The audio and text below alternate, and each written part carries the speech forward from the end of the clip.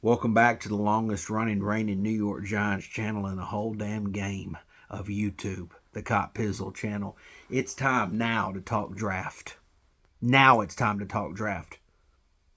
See, I have allowed a lot of these other geeks to give their opinions out about what the Giants should do. A lot of these so-called content creator experts, right? They have sat here under the New York Giants banner and honestly, as a real fan of the Giants, have shamed me. It's been disturbing. It's been disgusting. And now it's time to be corrected. It's time to really talk about it. It's time to tell you what perspective from a real fan sounds like. Because that's exactly what I am. And that's all I've ever been here on YouTube. Okay, that's all I've ever claimed to be. I eat crow when we lose. I celebrate when we win. Simple as that. I'm not too good to sit here and say that I'm a fan. See, a lot of people can't handle that.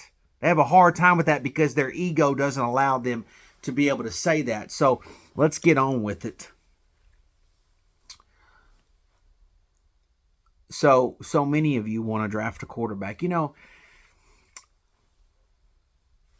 I was hurt when we decided to move on from Eli Manning, and a lot of you guys said, "Well, it was time." So then we go out and we get this Daniel Jones guy.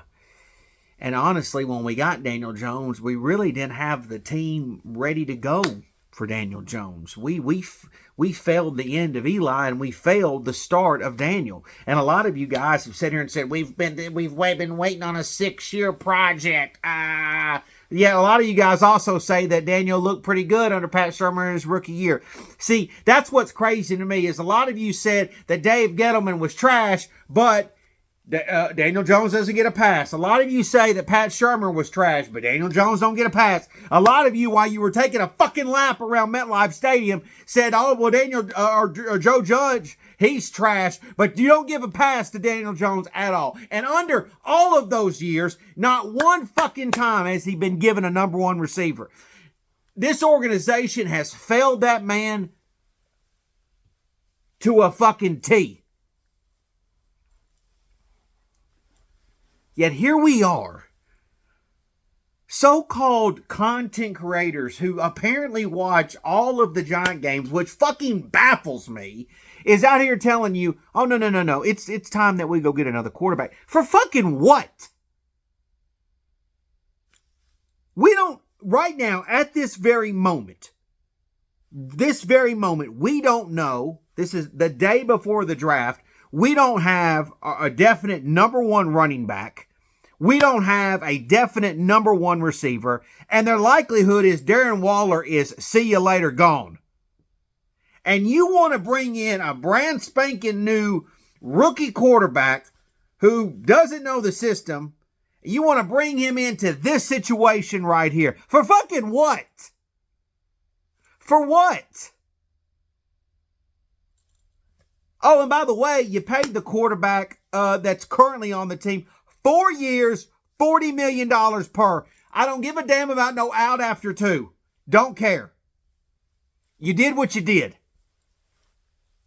You know, a part of me, honestly, kind of wants the Giants to draft a quarterback with the 6th overall pick or see them trade up just so I could see what would happen in camp, just so I could see who would win that little battle. That's kind of something that that would be funny to me, would be interesting to me. But nevertheless, as I sit here today, I don't know how the number one receiver pick isn't the number one option here. What number one receiver has the Giants had in quite some time? This is what kills me. Is some of y'all went nuts when we traded OBJ, which, by the way, we won the fucking trade. Some of y'all went nuts, but here we have an opportunity to get a stud receiver. And by the way, some people out here, I put out there on X today, Twitter, whatever you want to call it, I said, I think if the Giants trade up, I think they might go get a receiver still. And everyone, "Oh, God, how could you be your IQ is so low, Pizzle. Oh, how stupid could you be?" Wait a minute. What if the best player in the whole fucking draft happens to be a receiver? What if? What if Marvin Harrison Jr. is the best player in the whole damn draft? What if Neighbors is the best player in the whole damn draft? What if? It can certainly be a possibility. Why the fuck would I not want the Giants to get the best player in the whole damn draft?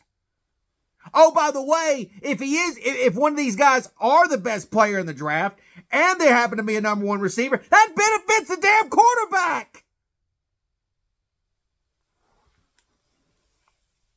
It's crazy to me. You're telling me right now that you can't go out and get a number one receiver, a playmaker, a big star, somebody who could be a household name, could take the top off defense, could make the big time plays that we so desperately need at the receiver position, because let's be honest, the receiving room right now for the Giants ain't fantastic.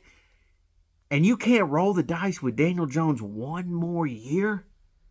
And if it does fail, you still got that thoroughbred number one receiver who then now you can go get a quarterback in next year's draft if Daniel Jones fails. You can't go one more season. Oh, some of you guys are going to lose your fucking minds with your fake-ass COVID channels when they don't do that and they go number one receiver and you'll talk about, oh, Joe Schoen's on the hot seat. Shut up!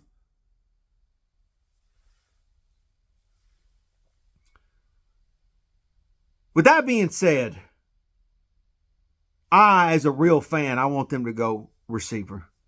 I want Daniel Jones to get one more opportunity. That's what I want. I want him to get another chance with a real number one receiver, with Darius Slayton, with Wan'Dale Robertson, with whatever we do at running back. I'm sure Bellinger will be the tight end. We'll see. With this much better, much improved offensive line. That's what I want. That's what I need. With that being said, I hope that the Giants will address a cornerback position, defensive line, most notably D-tackle. I hope that they get a running back in this draft at some point. Not saying potentially a starter, but just a running back. I wouldn't mind if they doubled up on either cornerback or receiver, to be quite honest with you. Wouldn't mind that at all. Wouldn't mind a tight end. That's where I'm looking at. Now, I will not be live for the Giants' number one pick. I had a viral moment, and some days I love it, and some days I don't love it, and that's just be honest. I mean, I wear my emotions on my sleeve, and I know that at any moment I can go viral because I'm just a talented motherfucker. I mean, I just know it.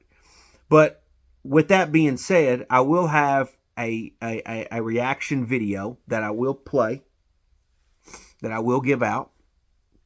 And I will have reaction videos all weekend long of the Giants draft picks.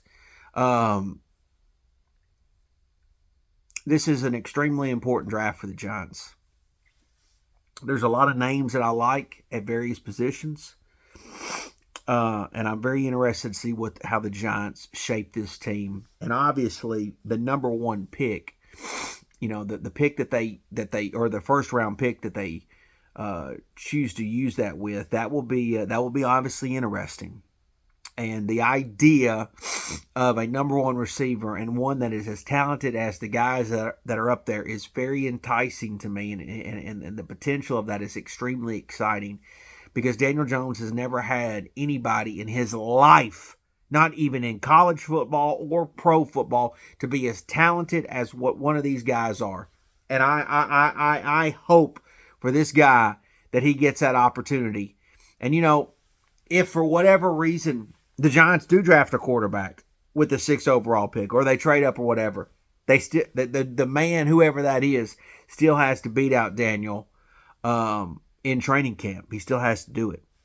And I can sit here as a Giants fan and say that I have held my integrity as a fan. I have supported my fellow or my favorite football team's players. I have done that. I have done my job as a fan. I didn't give up on giant players.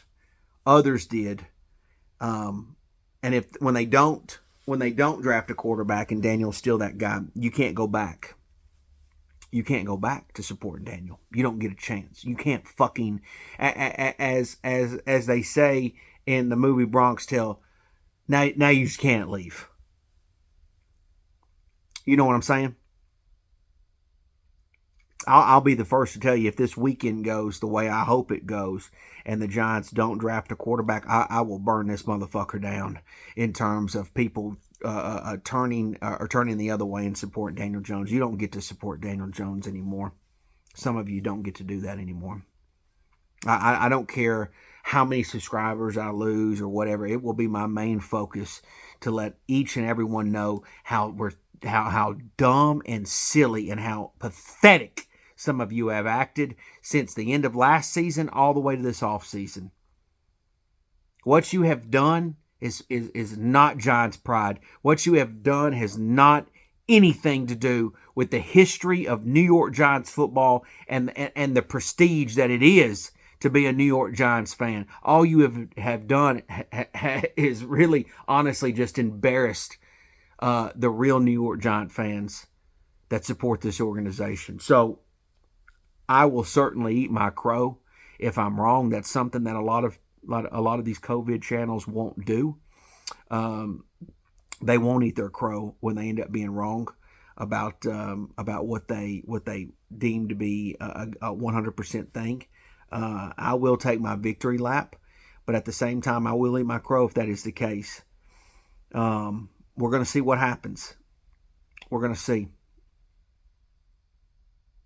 But what happens these next few days is going to dictate the future of this channel and how this channel reacts to various different things.